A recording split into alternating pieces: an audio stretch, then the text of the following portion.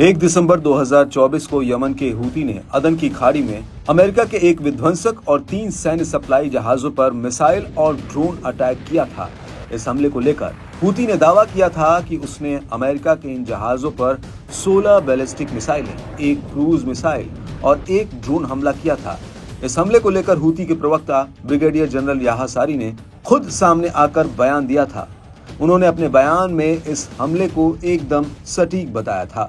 लेकिन अब हूती के इस हमले को लेकर बहुत बड़ा खुलासा हुआ है। वो ये कि अमेरिकी सेना का कहना है कि उसके 2 नेवी डिस्ट्रॉयर जहाजों ने सामने से आ रही हूती की मिसाइलों और ड्रोन्स को हवा में ही मार गिराया। मिडिल ईस्ट में अमेरिकी सेना का कहना है कि हूती ने ये मिसाइलें अमेरिका के मालवाहक जहाजों पर फायर की थी। अमेरिकी सेना का कहना है कि हूती के इस हमले में कोई नुकसान नहीं हुआ है। सेंटकॉम के मुताबिक अमेरिकी नेवी के यूएसएस स्टॉकेट और यूएसएस ओकेन ने हूती की कई मिसाइलों को गिरा दिया।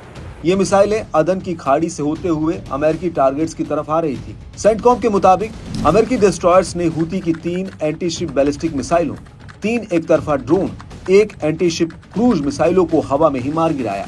सेंटकॉम ने आगे कहा कि अमेरिकी नौसेना के ये डिस्ट्रॉयर अदन की खाड़ी में 3 अमेरिकी झंडे वाले मर्चेंट जहाजों की अगवानी कर रहे थे, जिनके ऊपर हूती ने हमला कर दिया। अमेरिकी सेना ने अपने बयान में आगे कहा कि ये कार्रवाई सेंटकॉम की सेना के अमेरिकी सैनिकों, क्षेत्रीय सहयोगी और अंतर्राष्ट्रीय शिपिंग की सुरक्षा की प्रतिबद्धता को दर्शाती है। इस सब के बीच आपको ये भी बता दें कि अमेरिका ने 13 और 14 नवंबर 2024 के बीच यमन में हूती के सैन्य ठिकानों पर हमला किया था। अमेरिकी सेना के मुताबिक अमेरिका जेट्स ने हूती के जिन ठिकानों पर हमला किया था, वहाँ पर उसने अपने मॉडर्न हथियार छिपाए हुए थे। अमेरिका के मुताबिक उसने यमन के भीतर उत्तरी आमरान, राजधानी सना, होदेदा प्रांत पर एयर स्ट्राइक की थी। अमेरिका के इन हमलों में कम से कम 16 लोगों की मौत हो गई थी।